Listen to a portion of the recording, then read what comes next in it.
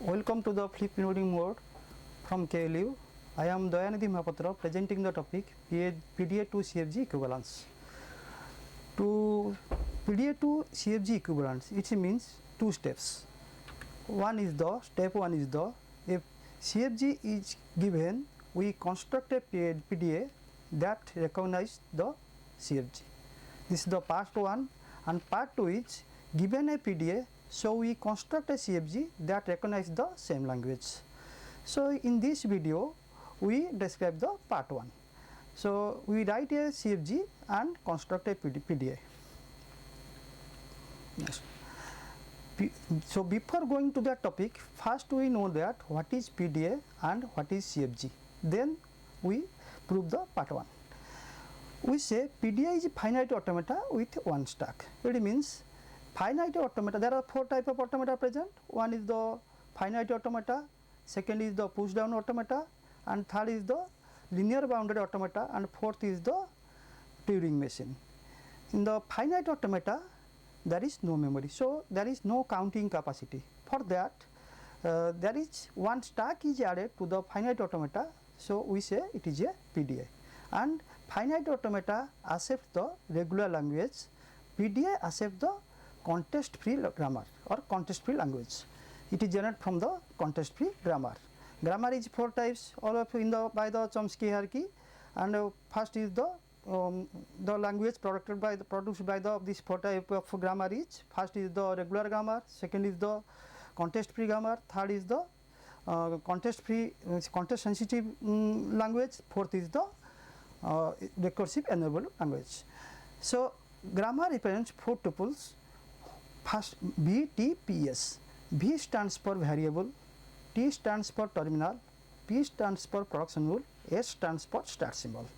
So V are all the capital letters are the V, and T are all the small letters, and 0 to 9 and other symbols like epsilon, lambda and other symbols. And P stands for some rule is given to produce the language, and S is the starting symbol of the production rule. So in CFG the production rule is like that: one non-terminal derives non-terminal union terminal stars. It means there is another restriction here. The left side restriction is only one variable, and the other restriction is always right side is more than equal to left side. So whatever we in the right side, it must be greater than equal to the left side.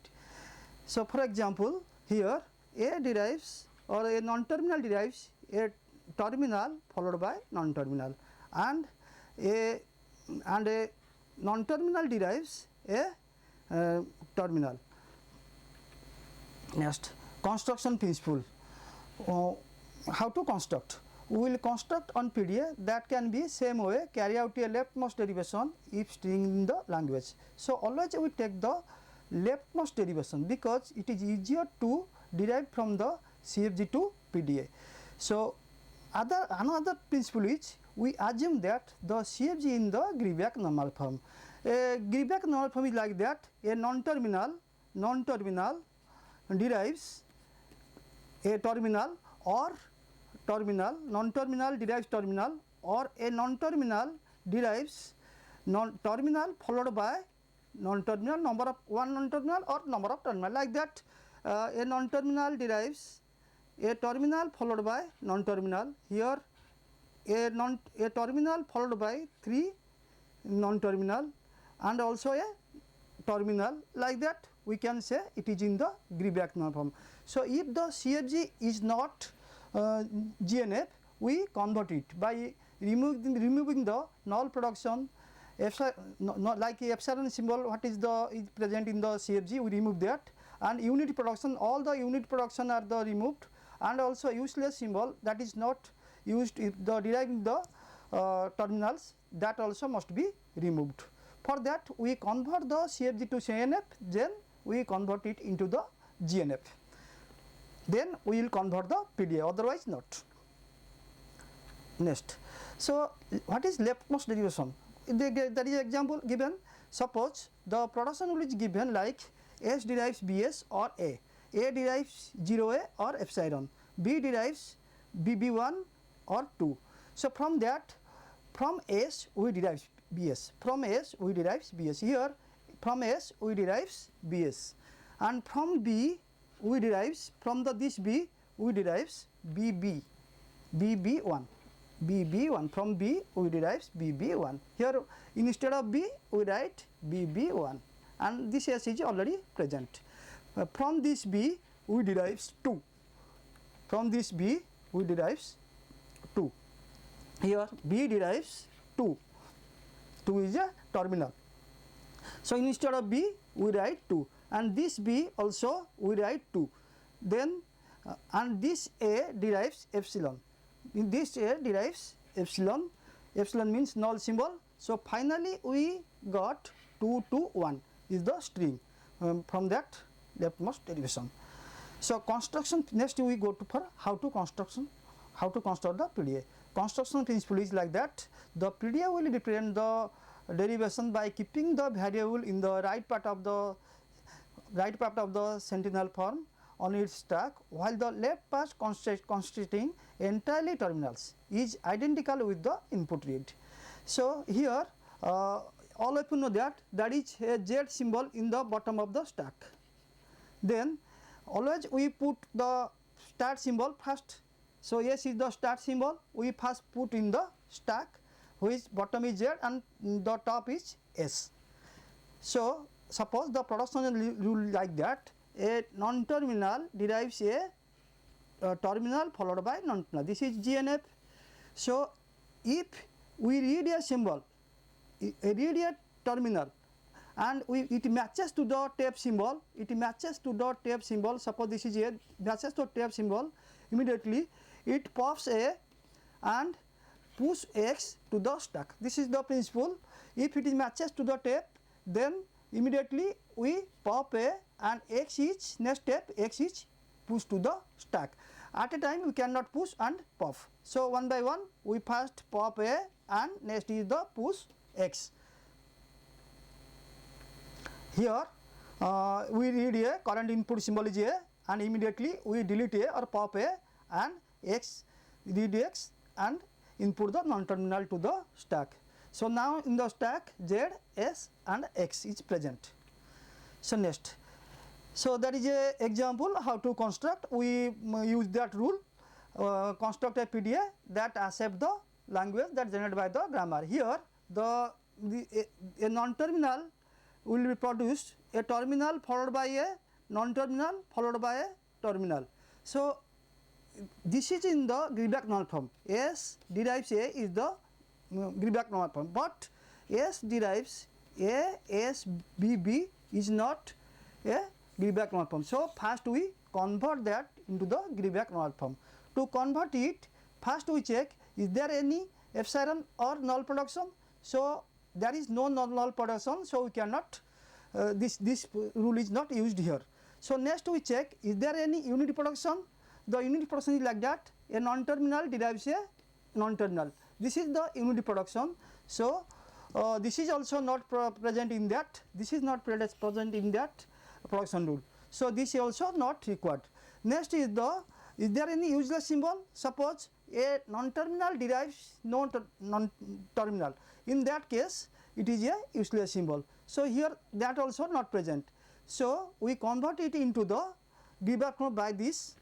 So, here we write like that, A derives, S derives A, it is correct. So, no change.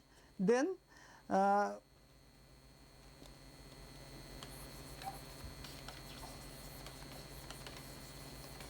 is no change here. Then another is, this will be changed, we write A derives BB instead of BB we write, instead of BB we write A, and A derives BB, B derives B, the same form. And here we make it 4 productions. One is the S derives ASA, and second is S derives A, third is A derives BB, and fourth is B derives B. So now we convert one by one steps. First step, we will push the start symbol to the stack. Suppose we take three states Q1, Q0, Q1 and Q2, out of which Q0 is the initial state and Q2 is the final state. First, we already know that the start symbol is in the push in the stack. First, so we first with the push the start symbol. It means if we are in the Q0 states and read the epsilon and pop Z, and finally we go to the Q1 and stack is in the SZ. So this is the step 1. So we push the S start symbol into the stack. Next we read the one step by step to the production rule and convert it. Now we convert the production rule into the transition function one by one. Production one is S derives ASA. S derives ASA. So here we read A. We read A here, and in the stack S, and we are in the Q1 state. It will be converted to, or it will be pushed in the A to the stack.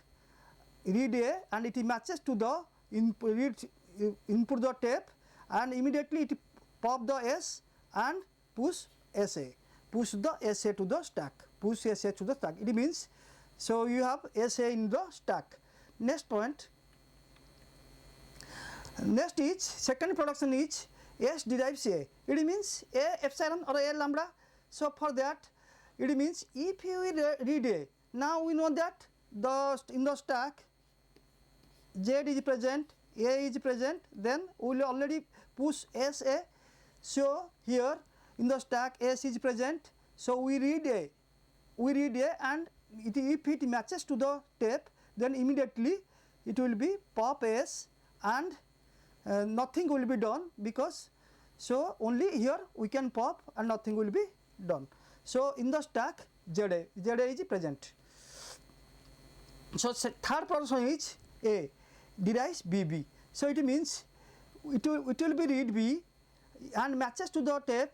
If it matches, then we will delete the A and push the B to the stack. So in the stack it will be Z and B.